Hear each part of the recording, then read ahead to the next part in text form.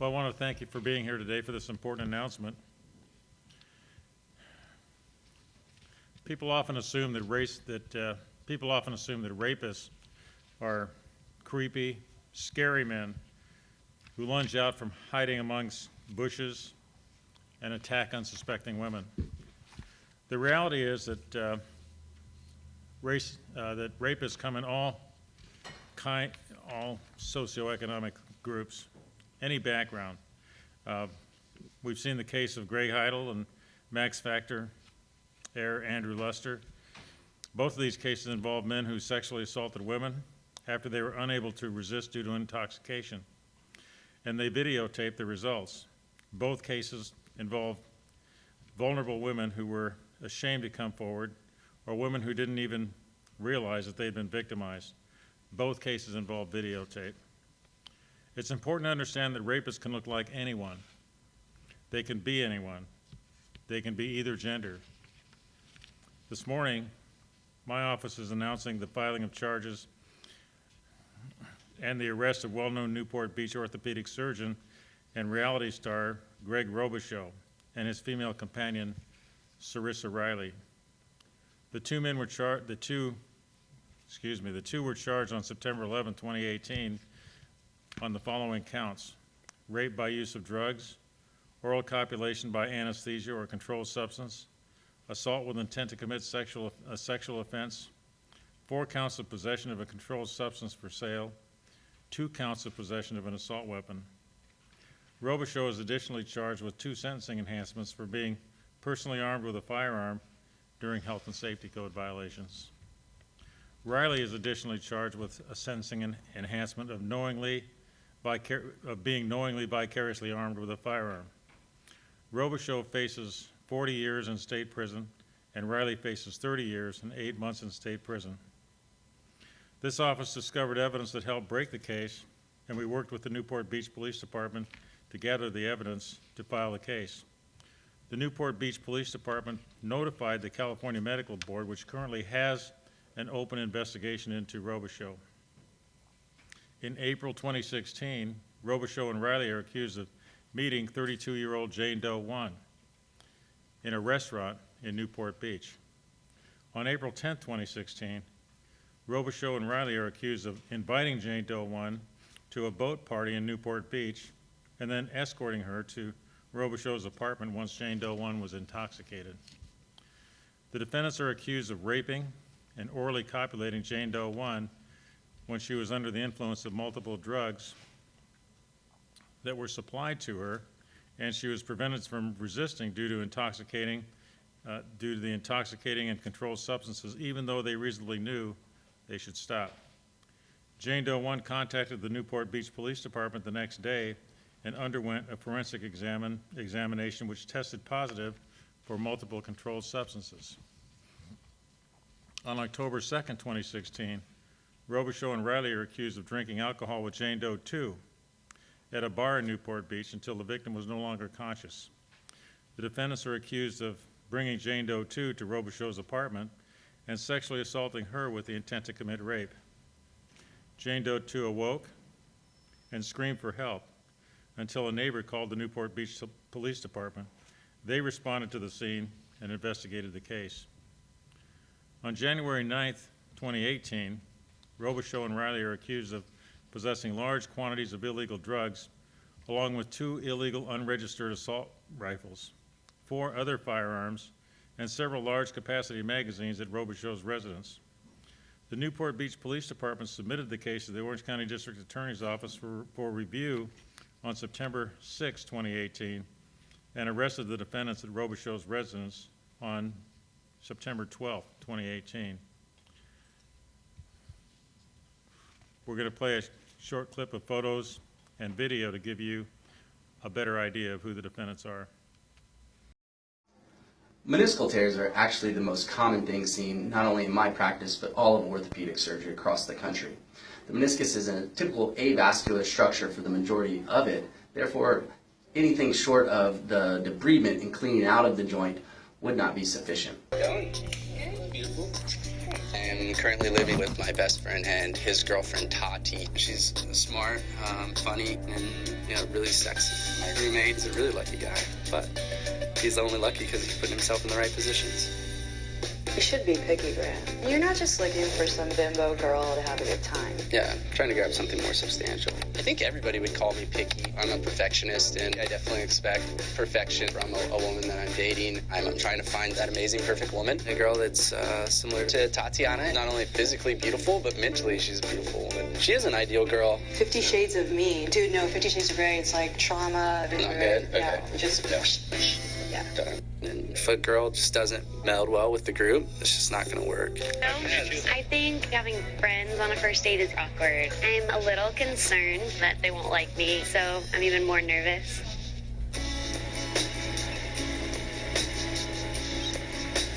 This is perfect. Anytime you want to do this, we're good. I think Allison is really attractive, but I thought it was a little odd. She picked probably the farthest place on the boat that she could to sit away from. So how long have you all been friends? Tati and I met several years ago in South America and hit it off. And her and her boyfriend took me in. Sounds like a puppy. I've been the third wheel with them for a while. Oh, you all live together? Happily ever after. Yeah, happily ever after. My name is Cerissa Riley, and I am pursuing a teaching credential in physical education. I have very little experience in teaching ELs. A couple years ago, I substituted for the Fullerton School District, which is a kindergarten through 8th grade district.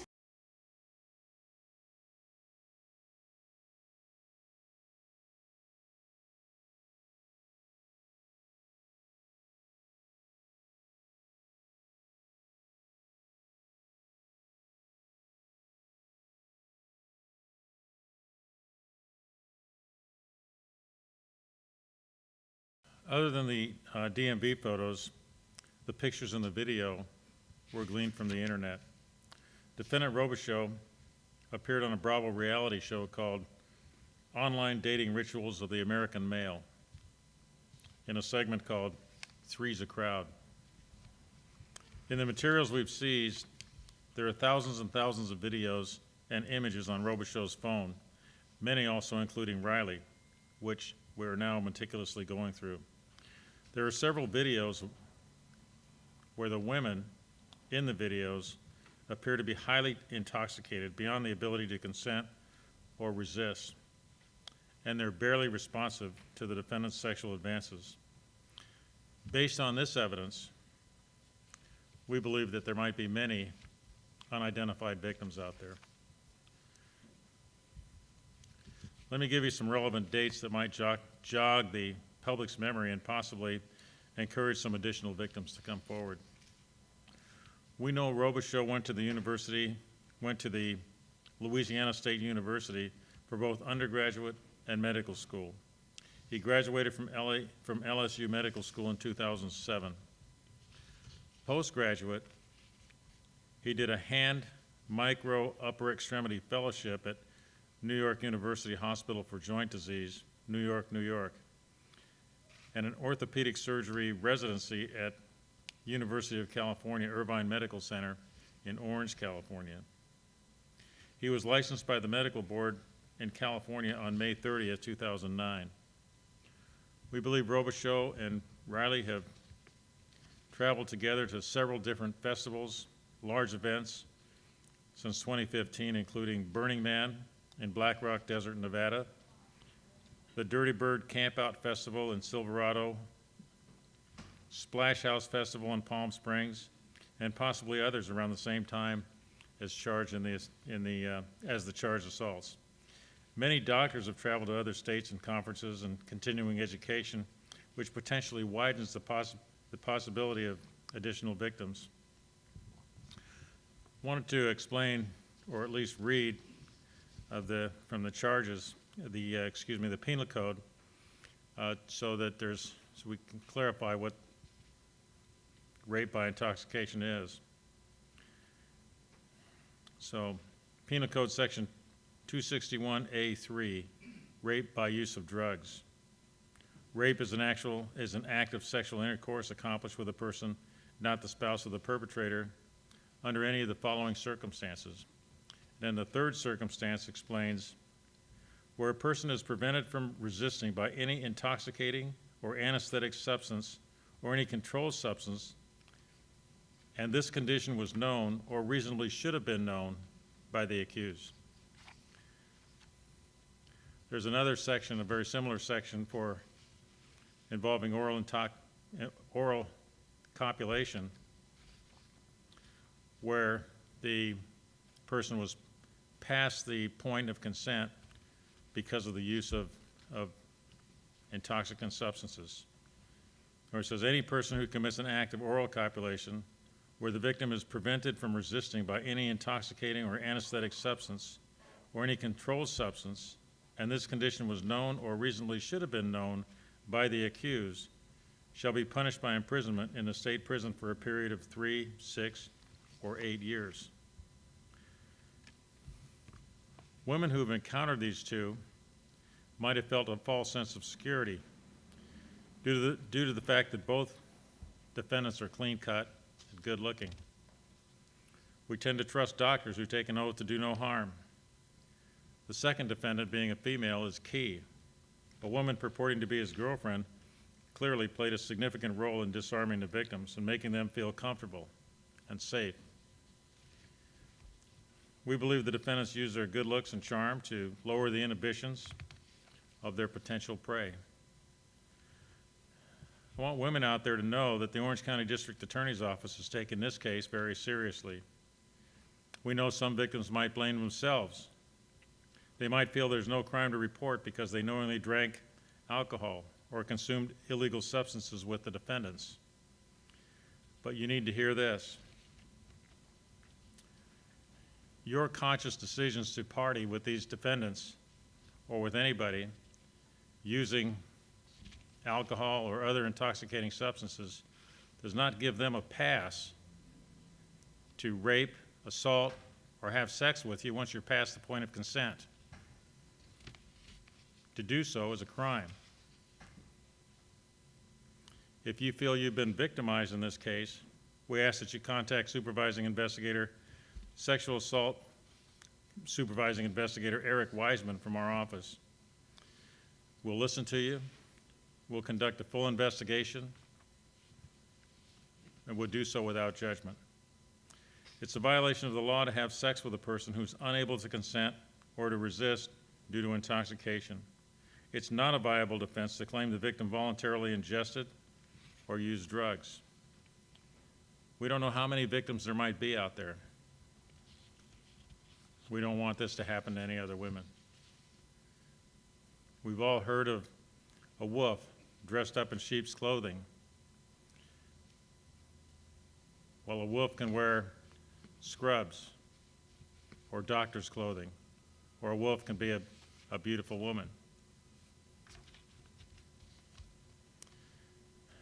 Before opening the floor, I need to remind you that we're recording the questions and answers, so if you would, before you have any questions, please take the mic and let us know who you are, and we'll proceed.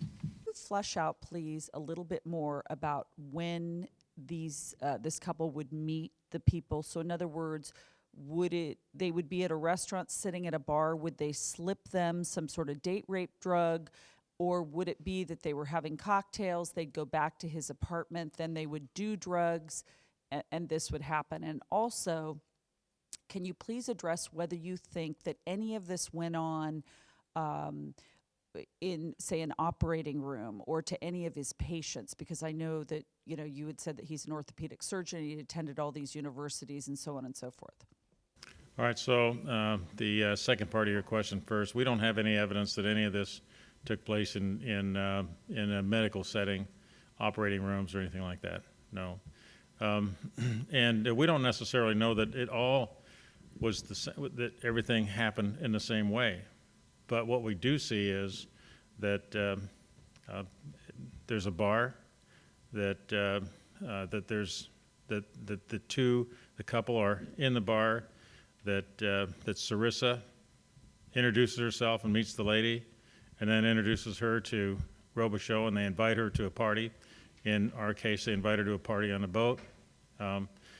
She's having some drinks. She feels more intoxicated by the drinks than would ordinarily be expected. Pretty soon she's very intoxicated and can hardly knows what's going on. They take her to his apartment and perform all of these sex acts on her. So that's the general way that we've seen it, and clearly we have all these videos, and a lot of the women on those videos look like they're not able to consent. They look like they're certainly past that point. Some appear to be intoxicated to the point of unconsciousness or near unconsciousness. And did they videotape the sex acts?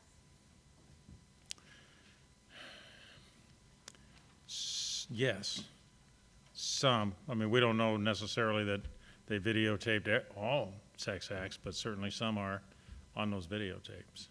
And so do you have videos of this going on where you can't identify at this point who the victims are? Or are the videos of the victims that you know of at this point? Well, we believe that if victims come forward, then we would be able, and we talk to them, that we would be able to identify them as victims based on on the videos and the other circumstances. So you do have videos of women with these two that you don't know at this point who those women are? That's correct. Vicki Vargas, NBCLA. Two things. Was that the motive, to be able to videotape these actions? And then secondarily, there's reference in here to use of anesthesia. Was that used to make these women inebriated?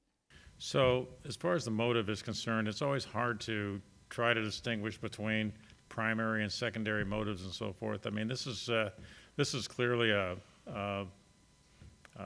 sexual rape kind of situation. So it's motivated by, I believe, the sexual conduct, and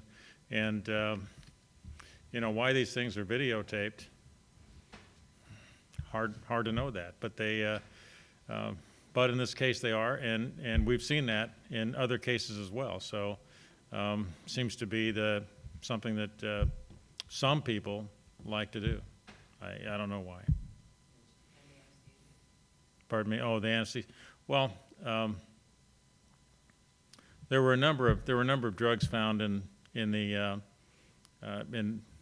residence, and some of those are, we didn't list them in here, but I can tell you what they were.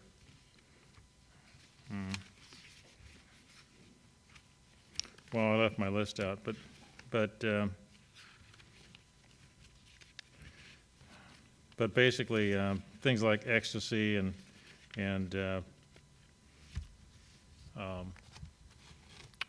date rape drugs and cocaine. Nothing that would be just a pure anesthetic, but the anesthetic refers to the general nature of putting somebody under. Okay. Chip Yost with KTLA, and kind of a follow-up to that, were any of the drugs found, do you believe, did any of those come from the hospital or a place where he might have had access to such drugs? Nothing that I saw indicated that. This appeared to be other, other drugs, more the illegal type, the ecstasy and the the date rape drugs and cocaine, and not hospital anesthetic. Okay, and then roughly, based on the video evidence you're talking about, roughly how many victims do you think might be out there and over what period of time? We don't know. I mean, we gave you to the extent that we could, the time parameters. He graduated from LSU in 2007. We don't know that this would have happened anytime prior to that. It seems to be something like, I don't want to speculate. Maria Villalobos with ABC News. Can you please tell me where the two defendants met? I don't know the answer to that. And have you interviewed any of the victims? Do you have any victims in your files? You mean any additional victims other than the ones that are named in the complaint? We don't at this point. We don't. We know there are certainly additional victims, though, but maybe they'll come forward. And when you did arrest him, what did he have to say? I can't discuss statements that a defendant might have made. Eileen Frere with KABC Channel 7. Did any of the women who he met through that Bravo show, were they on any of the videos, or were they any victimized in any way? No, we didn't connect any women with the TV show. And then the two women who are Jane Doe number 1 and 2, were they captured on video as well, just to clarify? Yes. Bill Cunningham from Good Morning America, ABC. Where are the Let me make a correction here. At least Jane Doe 2. No. At least Jane Doe 1 is captured on video. I'm not sure about Jane Doe 2. I'd have to ask our trial attorney. You mentioned you don't know how many victims. How many videos do you have of different victims? Many. Dozens, hundreds? Hundreds. More than 1,000? I think so. Where are they now, literally? What jail? They both bailed out on the day they were arrested, and on a $100,000 bail. The video you saw on the screen of the woman who said she was in the Fullerton School District, is that Cerissa, the defendant? Yes. Have you interviewed anybody she works with, students, teachers, and would you interview his patients? Of course we would. We're continuing an investigation as we go forward, so I really don't want to talk about or try to anticipate what all the different things are that we might cover in the investigation. And final question from me, and that is, what is their relationship? Is she his girlfriend? And what does she do for a living? Well, that's the best we know, that she's his girlfriend. And I don't know what she does for a living. I don't think we have that information. Do we know the name of the practice this doctor works for? Is it private, or is it, do we know the name? And I guess at this point, are you guys going out of your way to reach out to any of his patients, or is that? We're going to use all avenues that we can to determine any additional victims. And so I wouldn't include or exclude anything in particular. With this announcement, we're hoping that some people see it and say, hey, I was in that circumstance, I was there, I should come forward. So that's basically what we're hoping for. And then as far as the name of his medical practice, or what his medical practice is, we can provide that to you after this. Mm-hmm. And also, Tony, are you willing, or could you provide to help jog some women's memories as far as what places, restaurants or bars this couple hung out at? Where in Newport? We've got a lot of restaurants and bars. Are we talking about near the pier, the PCH area? Where are we talking about generally? So I think all of the restaurants and bars in Newport Beach could be possibilities. I don't want to rule anything out or in necessarily, and we try to give some examples of some of the places that he might have been, or that they might have been as a couple, and frankly I think that's, at this point, I think that's about what we can do. But the two victims that you've charged them with, those were women that they met in Newport, correct? Not in these other locations like Burning Man or the festivals. So do you believe that there are more women who they met in Newport Beach? Well, certainly there may well be. I certainly think there are. I mean, I can't really speculate as to what other crimes might have been committed and where. But I mean, if you just ask in general, it certainly makes sense that there would be other additional similar crimes having been committed in the Newport Beach area. And what do you think they were doing with the videos? Were they posting them, or they just had them for their own personal use? I don't see any evidence that they're being posted. Tony, is Cerissa still a teacher? Is she a teacher in the Fullerton Unified School District or anywhere else? I don't know. I don't really know her profession, what she does. I don't know if in fact she's a teacher. So if that's been verified, we can talk to you after this. But I'm not sure that we've verified that. Yes, are there any court hearings coming up, and what are the conditions of their bail? So the court hearing, there's an arraignment coming up, and that's going to be October 24th at 8:30 in Harbor Court. And I'm not aware of any special conditions being put on the bail. Is it standard procedure, their bail? Right, they were bailed out on the bail schedule. Yeah, it is. Well, it is standard procedure, particularly if they act fast enough.